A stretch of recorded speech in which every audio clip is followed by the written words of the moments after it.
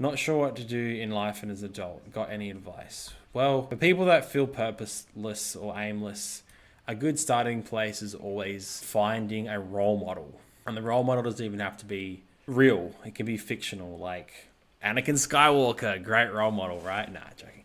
But like, like it can be, and then the person can be like a historical figure as well. It doesn't even have to be like someone living. Like it could be, yeah. So it's like a good role model is like usually a good starting place.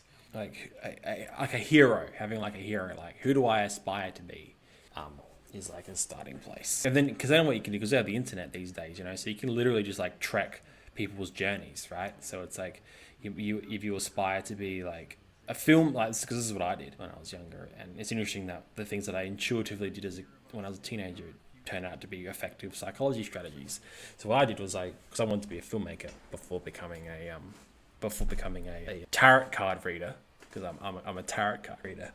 I used to track Christopher Nolan and Stanley Kubrick and what's the other one's name? Quentin Tarantino. Oh, and Steven Spielberg, actually. Like, you go on Wikipedia, right, and you sort of like read their like biography and all that sort of stuff, and you get be like, so at this age they did that, at that age they did this, and it kind of gives you like a template, because that's kind of like what people need if they're like a bit lost. You kind of need like a template, but it needs to be like a person that is like adaptive and like useful. You don't want to map yourself to like Genghis Khan or something, right?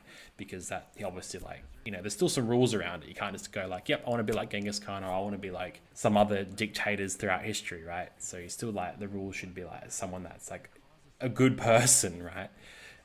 Which is obviously subjective, but the point is like having a template or like a guide.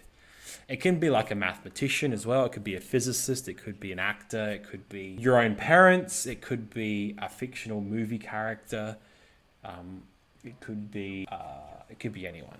That's like a template. Be like, and another useful thing in this context then is like, if a person's like, I don't know what to do as an adult, what do I do? Well, it's like, what did you want to be when you were growing up? When you were a kid, what did you want to be? An astronaut or whatever. So you can always be like, what was the dream as a kid?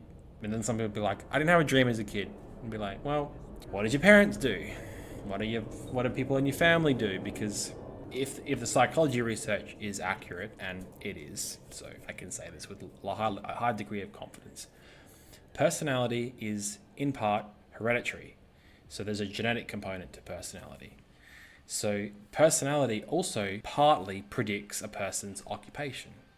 So, for example, a person that is very argumentative probably will become a lawyer. Not, I shouldn't say probably, but it's like there's like the synchronization there. And a person that's highly creative might become a writer, right? So the reason why you look at your family members is because the clues to what you'll be interested in are already laid about in your genetic ancestry.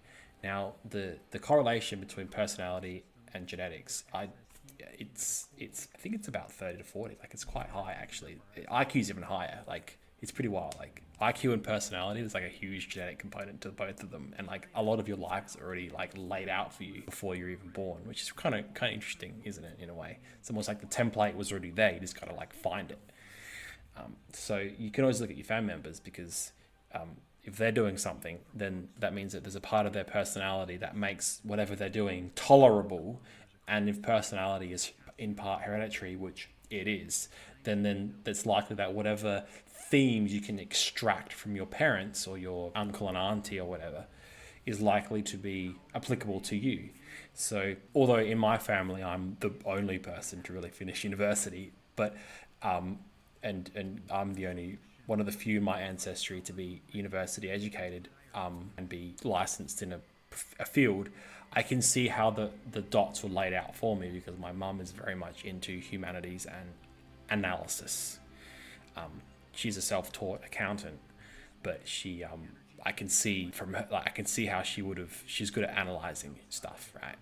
And then my dad is like builds houses, and my brother is into engineering, and I can see how the links are already there for my brother, because my dad's above average at math, and he does like a lot of hands-on work, and he's good at building, and he's got a very mechanical sort of practical brain. And my brother's like into cars, which my dad's into cars. It's so weird how humans work, but it's just how it is. My cousin's into cars, my dad's into cars, my brother's into cars. They love building cars, repairing cars, looking at cars, talking about cars. Some of my other family who I'm blood related to love cars. It's so fascinating. And then I don't really get cars, but I'm into humanities. My mum's into humanities and like English and that sort of stuff. And there's a few others on mum's side that are the same. Just how it is. Your interests are laid out before you're even born. Not your now caveat here.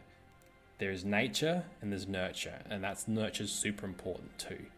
So it's not just to say your whole life is ordained before birth. That's not true.